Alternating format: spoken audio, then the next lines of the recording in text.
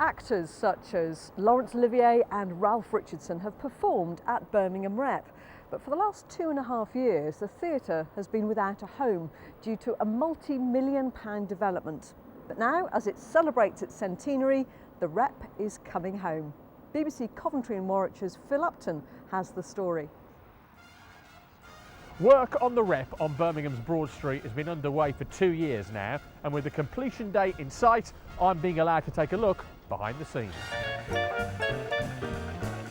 The £188 million scheme will connect the Rep to the new Birmingham Library next door. Like with any construction site, you've got to have the right gear. So, got shoes, got the jacket, got the hat, got the glasses. I've never been on a building site of this sort of scale before in my life. How many people work here? About 600. This is a big year for the Rep. Aside from the new building, the theatre celebrates its 100th birthday this week. And it's the finishing touches that matter now in the Rep revamp. Well, might not look particularly exciting, all these doors, but for me they mark the beginning of the end. Once the doors start going in, you know you're almost at the end of the road with the project. So they might look a bit strange, but it's all good news. Most of the building is getting a facelift, but some parts will remain the same. The main auditorium is being preserved. The old will sit alongside the new. This is the new studio theatre, which is a shared facility between the library and the theatre. Very, very important part of the development for us because we have always wanted a 300-seat space. It allows us to produce work that's of a different scale to the main house and the current studio. So we're really excited about this particular part of the development. And has it been difficult for you to plan your 100th anniversary when you're not actually in the building? We're ready to come home. We've really enjoyed our time out of the building. It's been very exciting. We've learnt loads of new things, but we're really looking forward to getting back in the building, revving up, bringing the audiences back in and having a good time.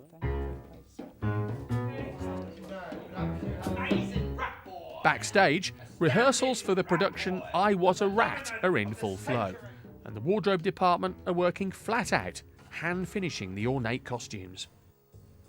But despite the focus being heavily on the future, there's still time to look back over 100 years and find out a bit more about the Rep's legendary founder, Sir Barry Jackson.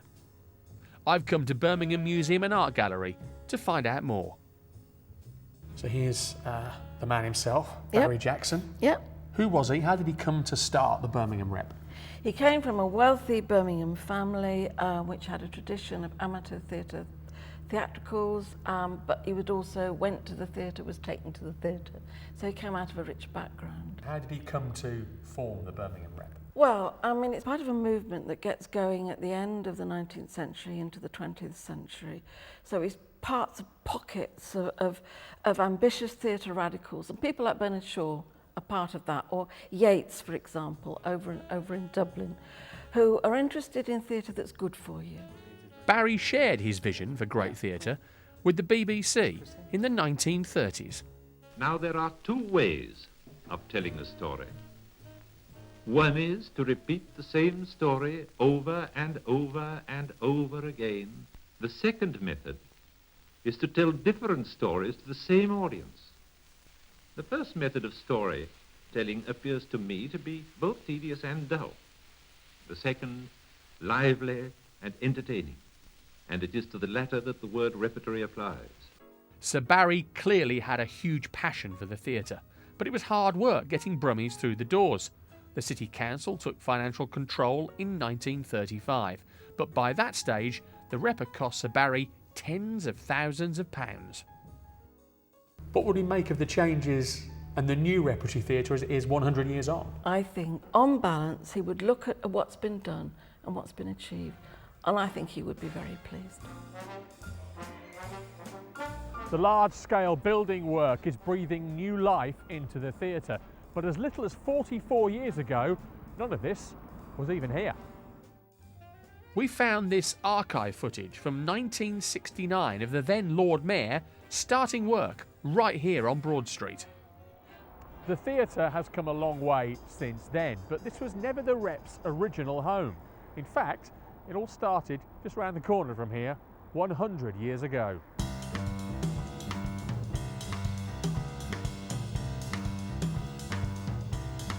Less than a mile away, it was here, at the old Rep, that Barry Jackson opened his ambitious new theatre. And perhaps, rightly so, this will be the stage for its 100th anniversary. Over the years, the theatre has touched the lives of many people, like local playwright and writer David Edgar. So David, what's your earliest memory of the Rep Theatre? Well, I came here when I was 3 3/4 years old, and I remember Beauty and the Beast, Christmas shows, screamed the place down. But then I gradually learnt that it was all pretend, and I met actors and was taken backstage to meet them and so on, very exciting. And that sort of fired my inspiration to go into the theatre, first thinking I'd love to be an actor and then realising I wasn't very good at that, so I became a writer instead. So how did your professional career start at the Rep? Well, when the new Rep opened, it had a studio theatre, and the idea of that was to do new plays, which had been a tradition before the war, but became a really important part of what the new Rep was doing. And I was the first original new play to be done in the studio theatre, and then I did other new plays through the 70s in the studio, and then I graduated to the main house. But it's not just the stage of the old Rep that's close to David's heart.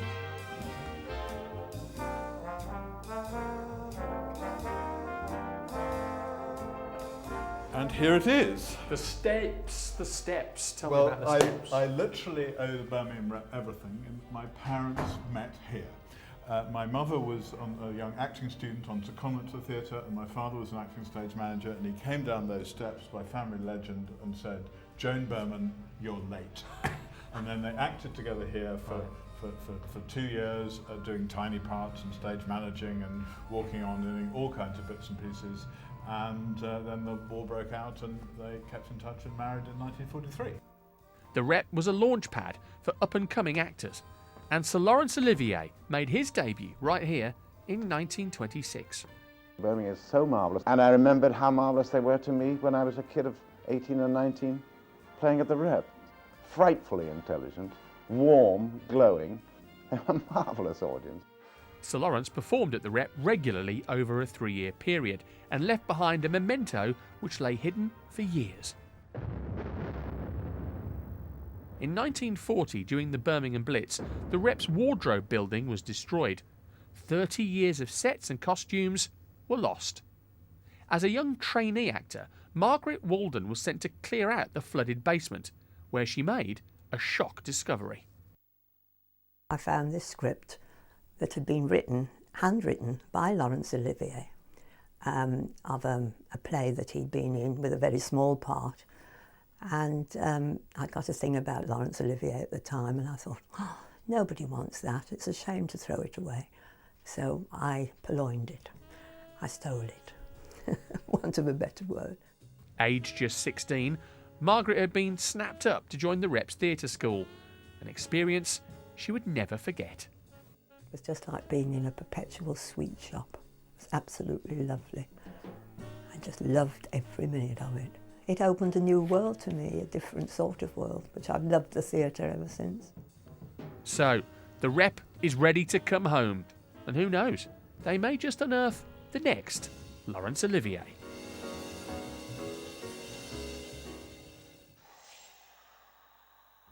Well, that's it for tonight, but don't forget you can find more information about any of the films on tonight's programme on our Facebook page. But from the RAF Museum in Cosford in Shropshire, good night.